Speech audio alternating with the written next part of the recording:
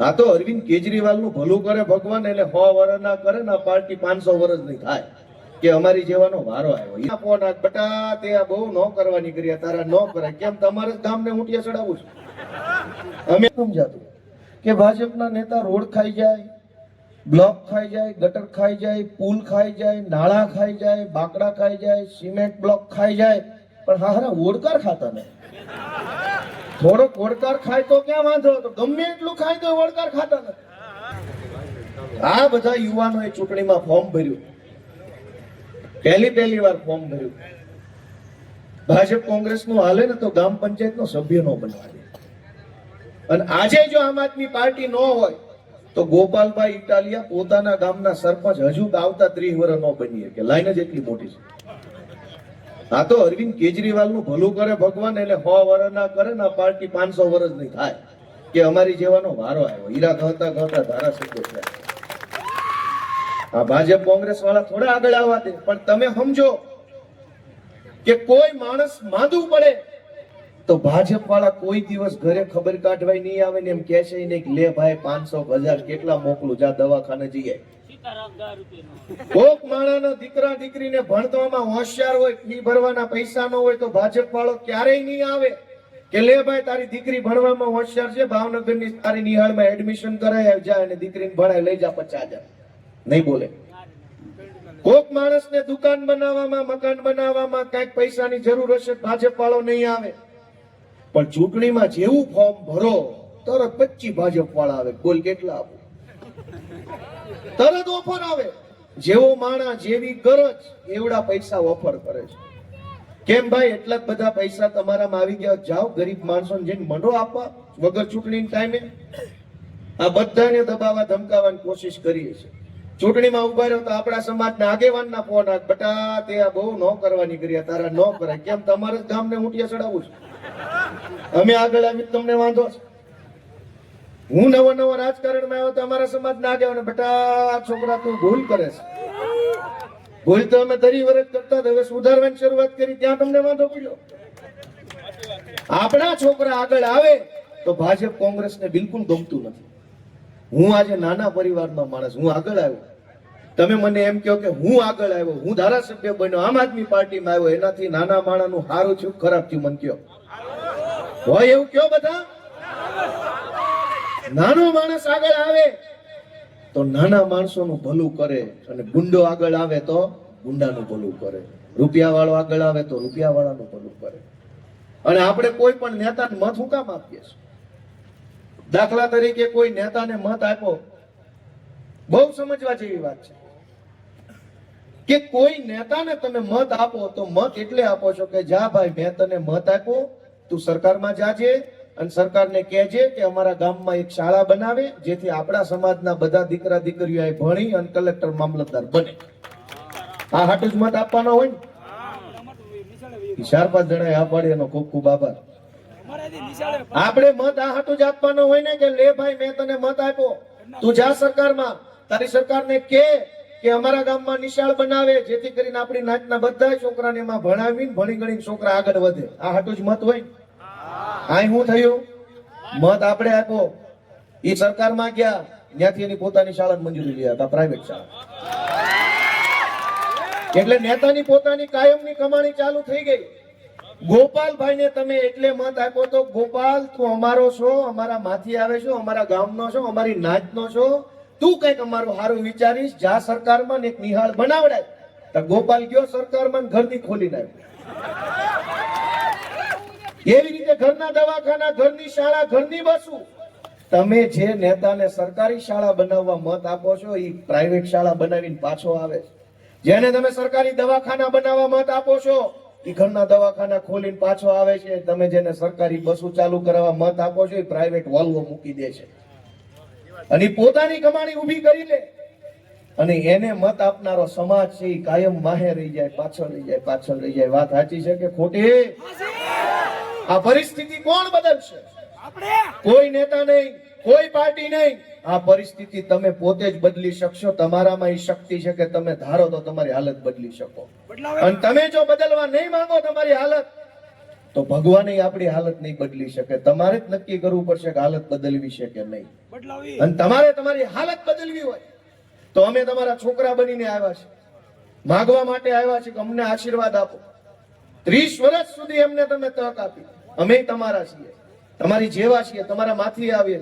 હવડી મોટી ભાજપ પાર્ટીને અમે છાતી કાઢીને ઉભા છીએ, હિંમતથી ઉભા છે. તમારી હિંમતની કદર કરીને એકવાર હાવણો દબાવી વિનંતી આખા પેતલપુર ગામને કરવા આવી. આ લોકોએ ફોર્મ ભર્યા તો એને ઓફર આવી, પૈસા લઈ લો ને ફોર્મ ખેંચી લો.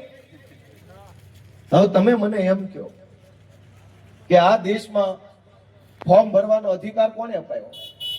અંગ્રેજો હતા તો બિનહરીફ થતા હતા, એની સામે ફોર્મ ભરાય એમ હતું નહીં.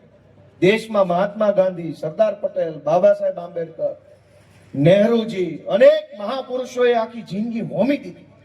તેથી આઝાદી આવી. ને આઝાદી આવી એનો અર્થ એટલો કે કાંઈ ગમે ની ફોર્મ ભરી શકે, એને જ તો આઝાદી કહેવાય ને. આઝાદી નહોતી ત્યારે કોઈ ફોર્મ નહોતું ભરી શકતું, એકલા અંગ્રેજો જ હાલ્યા કરતા. 200 વર્ષ સરકાર હાલી બિનહરીફ. પણ દરેક માણસ, નાનામાં નાનો માણસ ફોર્મ ભરી શકે, ચૂંટણીમાં ઉભો રહી શકે, નેતા બની શકે. એનું નામ તો લોકશાહી છે. હવે ભાજપ વાળાએ શું કર્યું? આખા ગુજરાતમાં અમારા ઉમેદવારોના અપહરણ કરાવવાની કોશિશ કરી. પોલીસે એમાં ટેકો આપ્યો, ગુંડાઓએ ટેકો આપ્યો, પૈસાની ઓફર કરી, એફઆઈઆર કરી અને ફોર્મ પાછા ખેંચી લો જેથી કરીને ભાજપ બિનહરીફ થઈ જાય એવી કોશિશ કરી. ભાઈ તમે 30 વર્ષથી બહુ વિકાસ કર્યો છે તો લડી લો ને, ચૂંટણી આવી જાવ, મોરે મોરો જીતી જાવ. ભલે ચૂંટણીથી ભાગો છો કેમ? કેમ ચૂંટણી લડવામાં બીક લાગે છે? અમારા આ સામાન્ય પરિવારના જુવાનિયા જિંદગીમાં પહેલી વાર ફોર્મ ભરે ત્યાં ફાટી પડો છો. 30 વર્ષથી વિકાસ કરો છો તો લડી લો ચૂંટણી. અમારા નસીબમાં નહીં હોય તો અમે હારી જશું, કાંઈ વાંધો નહીં. હારી ગયા તો હારી ગયા, આવતી ચૂંટણીએ ઉભા રહેવું. પણ તમને કેમ બીક લાગે છે ચૂંટણીની? કેમ ફોર્મ પાછા ખેંચાવીને બિનહરીફ જીતવા માંગો છો? લોકોનો મત આપવાનો અધિકાર કેમ છીનવવા માંગો છો? મિત્રો, મારે તમને એટલી વિનંતી કરવી છે કે આ ચૂંટણી છે, આ બધી પાર્ટીના બધાય નેતા આવશે. અમે તો પહેલી વખત વાળા, કેમ કે અમારી પાર્ટી નવી છે. આ અમારું એવું નથી કે દર ચૂંટણી આવી જાય. પહેલી વાર આવ્યા છે અને પહેલી વાર આવ્યા તો અમે વાત શું કરી? તમારા મુદ્દાની વાત કરી, શિક્ષણની, આરોગ્યની, બસની, રોડ રસ્તાની, રોજગારની. સ્થળાંતર થઈ થઈને માણસોએ ભાગવું પડે છે. એ પરિસ્થિતિ અમને નથી પહોંચાતી. હું ગામડાનો જીવ છું, હું ધારાસભ્ય છું, પણ મારી ભાષા, બોલચાલ, પહેરવેશ બધું દેશી લાગે. હું કામ? કેમ કે આપણો જીવ ગામડાનો છે. આપણે કાંઈ સુધરેલું થઈને મેડલ નથી લેવા. જેને જે આપણી ટીકા કરવી કરે, આપણે આવા છીએ ને આવા જ રહેવાના છે. પણ આ ગામડું જીવતું રાખવું, ગામડું ધબકતું રાખવું, એ જવાબદારી કોની છે? અને એટલે આપણે બધાએ આપણું ગામ બચાવવા માટે થઈને જાગૃત તો બનવું પડશે. ગામને ભાજપના નેતાઓ લૂંટી લે છે. રોડ બને એમાંય કટકી, ગટર બને એમાંય કટકી, બાકડા આવે એમાંય કટકી, માટી કાઢવામાં કટકી, રેતીમાં કટકી, પેવર બ્લોકમાં કટકી, અને બધુંય ખાઈ જાય છે. મને એક સમજાતું કે ભાજપના નેતા રોડ ખાઈ જાય, બ્લોક ખાઈ જાય, ગટર ખાઈ જાય, પુલ ખાઈ જાય, નાળા ખાઈ જાય, બાકડા ખાઈ જાય, સિમેન્ટ બ્લોક ખાઈ જાય, પણ હારા ઓડકાર ખાતા નહીં. થોડોક ઓડકાર ખાય તો ક્યાં વાંધો હતો? ગમે એટલું ખાય તો ઓડકાર ખાતા નથી. ઓડકાર ખાય તો આપણને એમ લાગે ધરાઈ ગયો, હવે નહીં ખાય, હવે કામ કરશે. ઓડકાર ખાય તો એનો ધરાઈ ગયો, બાકડા ખાઈ ખાય, હવે તો કામ કરશે. મારા બેટા ઓડકાર ખાતા, આખા આખા પુલ ઉપાડી જાય, આખે આખે નાળા, આખે આખા રોડ ઉપાડી જાય, પણ ઓડકાર આવે નહીં. કેવા કોઠાના પેદા થયા છે. કોક તો માણા હોય.